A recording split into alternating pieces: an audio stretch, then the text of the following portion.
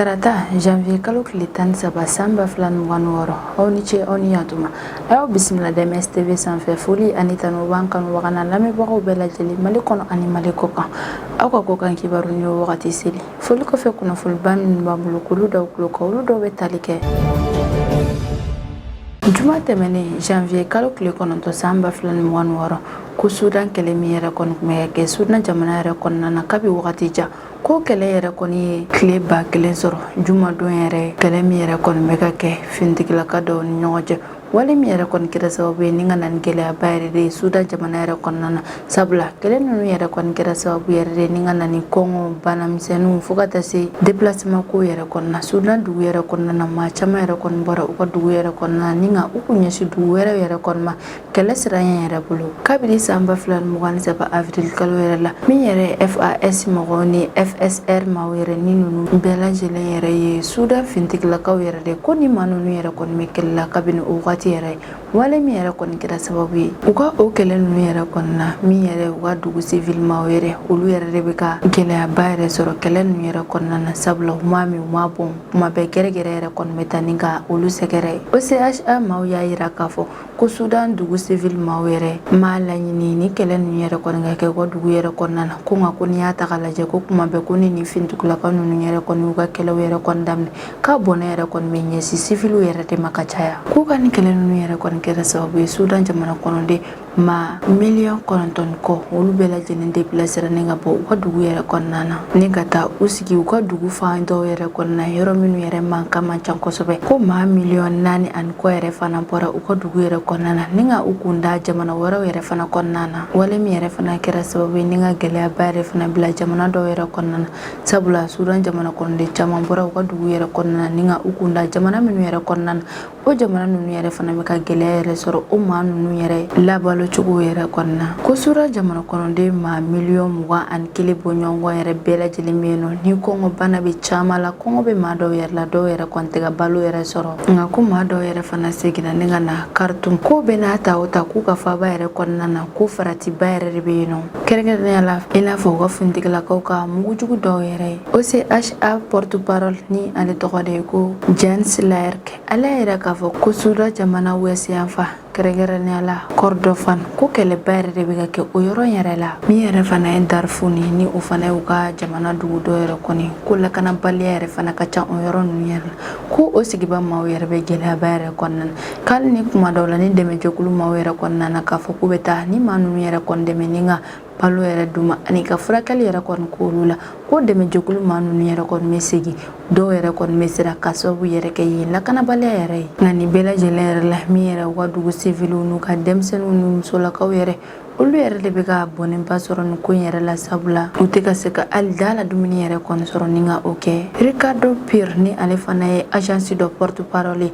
ale y'a yira k'a fɔ k'u ka dugu yɛrɛ kɔnɔna na ko maa caman yɛrɛ kɔni déplacera ko siɲɛ kelen yɛrɛ kɔni tɛ u ka déplacement ko in yɛrɛ kuma caman u bɛ déplacer ka taa dugu dɔ yɛrɛ kɔnɔna na i bɛ taa sɔrɔ yɛrɛ lakanabaliya ka jugu kosɛbɛ u bɛ bɔ dugu yɛrɛ kɔnɔna na ni ka u kun da dugu wɛrɛ yɛrɛ kɔni kan u bɛ taa sɔrɔ o kelen yɛrɛ de bɛ yen nɔ k'u ka nin victime ninnu bɛɛ lajɛlen yɛrɛ kɔni musolakaw ni denmisɛnnin ko denmisɛnnin caman yɛrɛ kɔni bɛ ka sa kɔngɔ yɛrɛ kɔni bolo min yɛrɛ fana ye musolakaw ye kuma caman u bɛ walejugu yɛrɛ fana ta ni ka olu yɛrɛ fana sɛgɛrɛ k'u ka dugu yɛrɛ kɔnɔna na musolaka maa 12 bɔɲɔgɔn yɛrɛ kɔni bɛ yen nɔ ni bingani wale yɛrɛ kɔni taara ka minnu yɛrɛ sɛgɛrɛ OCHA maaw ni olu ye dɛmɛjɛkulu maaw ye olu y'a yira k'a fɔ ko nin san 2026 yɛrɛ kɔnɔna na k'olu bɛna dɛmɛ yɛrɛ kɔni ta ni ka nin maa ninnu yɛrɛ sɛgɛrɛ k'u ka nin dɛmɛ yɛrɛ kɔni bɛ se ka ɲɛsin maa 20 yɛrɛ de ma o kɔfɛ min ye Sudan autorité maaw yɛrɛ olu ye wele bila ni kɛlɛkɛla ninnu yɛrɛ kɔni ma k'u ka kɛlɛ yɛrɛ dabila sabula u ka kɛlɛ kɔlɔlɔ yɛrɛ bɛ ka se u ka jamana civiliw yɛrɛ de ma k'u ka bɛn ka fara ɲɔgɔn kan ko bɛ kɛ sababu ye ni ka lakanaba yɛrɛ de sabati u ka dugu kɔnɔna na a filanan ko adamadenw ka sariyaw yɛrɛ k'u bɛ ka u bɛɛ lajɛlen yɛrɛ sɔsɔ k'u b'a ɲini u fɛ u ka sabali ka kɛlɛ ninnu bɛɛ lajɛlen yɛrɛ dabila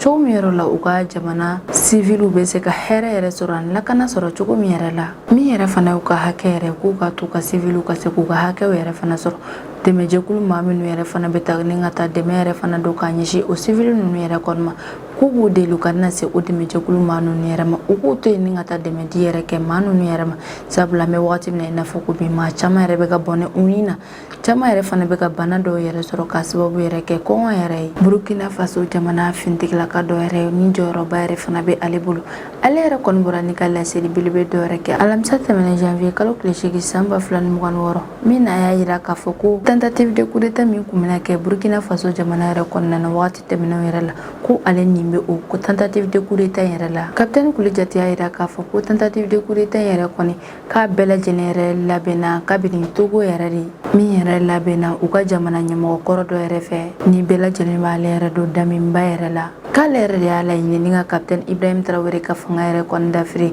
fɛn min yɛrɛ kɔni ma se ka tagaɲɛ yɛrɛ sɔrɔ capitaine Kuli Jati ale yɛrɛ minɛna janvier kalo tile 2 tɛmɛnen san 2026 ale kun bɛ ka rôle min yɛrɛ jouer ni tentative de coup d'état ko in yɛrɛ kɔni a y'i da don bɛɛ lajɛlen yɛrɛ kɔnɔna ni ka ɲɛfɔli yɛrɛ kɔni ko ninnu yɛrɛ la kunnafoniya minnu carila alamisa tɛmɛnen janvier kalo tile 8 san 2026 o kunnafoniya yɛrɛ kɔnɔna na min yɛrɛ ye capitaine Kuli Jati ale y'a yira k'a fɔ ko sani u k'a laɲini k'u bɛ capitaine Ibrahim Traoré ka fanga yɛrɛ kɔni dafiri ko u bɛ ka fɛɛrɛ dɔw yɛrɛ de bila sen kan walasa u bɛ se ka fanga dafiri yɛrɛ kɛ teliya kɔnɔna na a y'a yira k'a fɔ ko sani ale ka minɛ Burkina Faso jamana autorité maaw yɛrɛ kɔni fɛ ko min yɛrɛ ye daminba ye k'a ye ale wele ka bɔ Togo yɛrɛ ko a ye cikan dɔ yɛrɛ de kɔni ci ale ma application dɔ yɛrɛ sanfɛ ni application yɛrɛ kɔni ye application ɲumanba yɛrɛ de ye sabula kuma fɛn fɛn yɛrɛ kɔni bɛ kɛ maa ninnu yɛrɛ kɔni ɲɔgɔn cɛ maa si yɛrɛ kɔni tɛna se ka bɔ o kuma ninnu yɛrɛ kalama ko a ye ale ɲininka n'o sɔrɔ ni ale ka kɛrɛ ni baasi fosi yɛrɛ kɔni t'a la o kɔfɛ a ye cikan ninnu yɛrɛ kɔni cili jɔ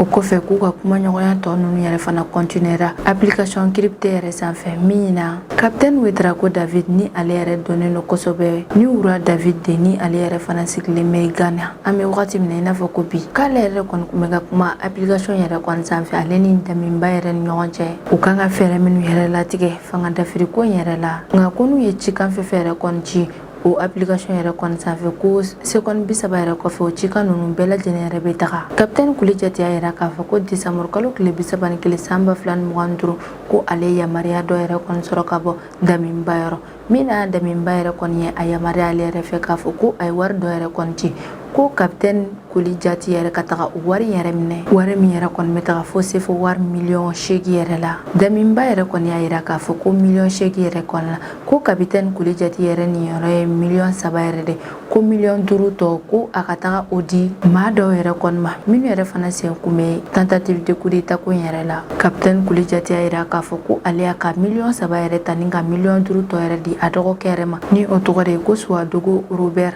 ni k'a di ale ma walasa o ka taga miliyɔn 5 yɛrɛ di u tigiw yɛrɛ ma ko janvier kalo tile 2 san 2026 ko ale yamaruya yɛrɛ sɔrɔ ka bɔ daminba yɛrɛ yɔrɔ daminba y'a yamaruya ko ale ka taga mission dɔ yɛrɛ kɔni kɛ mission min yɛrɛ bɛ tali kɛ capitaine Passere ni ka ale yɛrɛ faga sabula capitaine Passere yɛrɛ de Burkina Faso jamana de sapone sabula coup d'état kɛla ninnu yɛrɛ kɔni bolo ko min yɛrɛ capitaine Passere yɛrɛ ko yɛrɛ de kɔni kun y'u ka dan laban yɛrɛ sabula ko ni ko i bɛ taa coup d'état yɛrɛ kɔni kɛ Burkina Faso jamana yɛrɛ kɔnɔna na fo i ka tɛmɛ capitaine Passere yɛrɛ la fɔlɔ ka d'a kan capitaine Passere yɛrɛ de ye Burkina Faso jamana drone ni a sanfɛ kɛlɛkɛminɛnw bɛɛ lajɛlen ɲɛmɔgɔba ye wala olu ka laɲini yɛrɛ de ni ka ale fɔlɔ yɛrɛ faga ni ka drone bɛɛ lajɛlen fo ka taa se sanfɛ kɛlɛkɛminɛn wɛrɛw yɛrɛ ma ni ka o bɛɛ lajɛlen tiɲɛ wala k'u ka coup d'état ko yɛrɛ kɔni kun kan ka kɛ janvier kalo tile 3 san 2026 sufɛla yɛrɛ de ka sanga ni nɛgɛ kaɲɛ 23 wagati yɛrɛ ye ko in bɛɛ lajɛlen yɛrɛ jubaju ye lieutenant colonel daminba yɛrɛ de ye sabula ale yɛrɛ de maa caman yɛrɛ installé Burkina Faso jamana yɛrɛ kɔnɔna na ni ka mission di olu bɛɛ lajɛlen yɛrɛ ma u kan ka opération ninnu yɛrɛ kɛ cogo min yɛrɛ la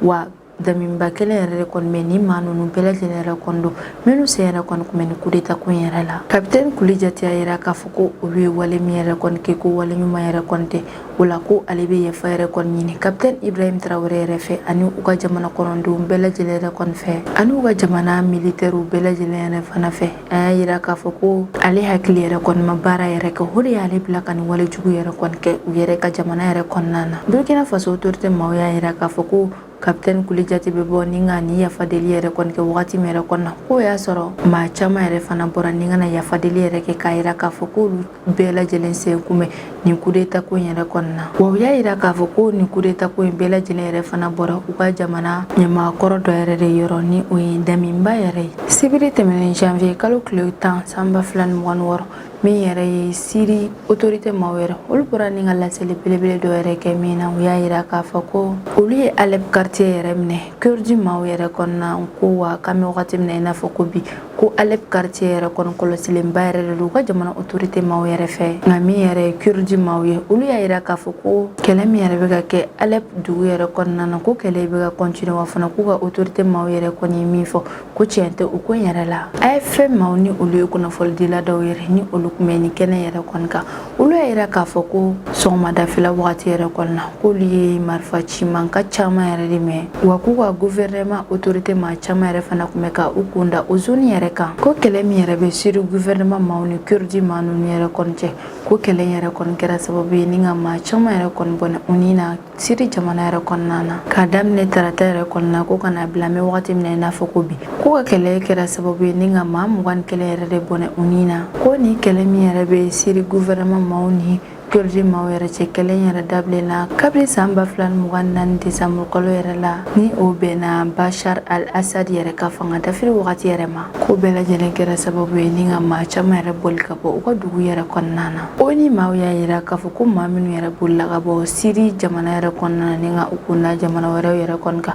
ko bɛ taga fo maa 30 yɛrɛ de la Siri fintigilakaw bɔra ni ka déclaration dɔ kɛ agence officielle sana yɛrɛ kan u y'a yira k'a fɔ ko kɛlɛ min yɛrɛ kɔni kun bɛ u ka jamana nord est yanfa yɛrɛ la min na kurdi maaw yɛrɛ de kɔni kun bɛ ka ni yɔrɔ yɛrɛ kɔni contrôler ko kɛlɛ in bɛɛ lajɛlen banna wa k'u b'a ɲini u ka dugu sigibaa maaw bɛɛ lajɛlen yɛrɛ fana fɛ ko bɛɛ lajɛlen ka to i sigiyɔrɔ la nka force kurdi maaw y'a yira k'a fɔ ko o ko in yɛrɛ tɛ tiɲɛ ye k'olu yɛrɛ kɔni bɛ ka continuer ni ka u ka kɛlɛw yɛrɛ kɛ o dugu ninnu kɔnɔ janvier kalo tile 10 tɛmɛnen san 2026 an ye ja dɔw yɛrɛ ye ja minnu yɛrɛ kɔnɔna na min yɛrɛ Siri autorité maaw yɛrɛ olu caman ba yɛrɛ de carila Sheikh Maksoud quartier yɛrɛ kɔnɔna na Siri ministère de défense maaw y'a ɲini kurdi force maaw yɛrɛ kɔni fɛ k'u ka taga u ka marifaw yɛrɛ di u ka poste de contrôle yɛrɛ la k'a yira k'a fɔ k'u ye kɛlɛ ninnu bɛɛ lajɛlen yɛrɛ dabila o la k'olu yɛrɛ fana bɛ garanti yɛrɛ d'u ma k'a fɔ k'u tɛna u faga wa u tɛ wale jugu fosi yɛrɛ fana k'u la wa juma tɛmɛnen fana janvier kalo tile 9 san 2026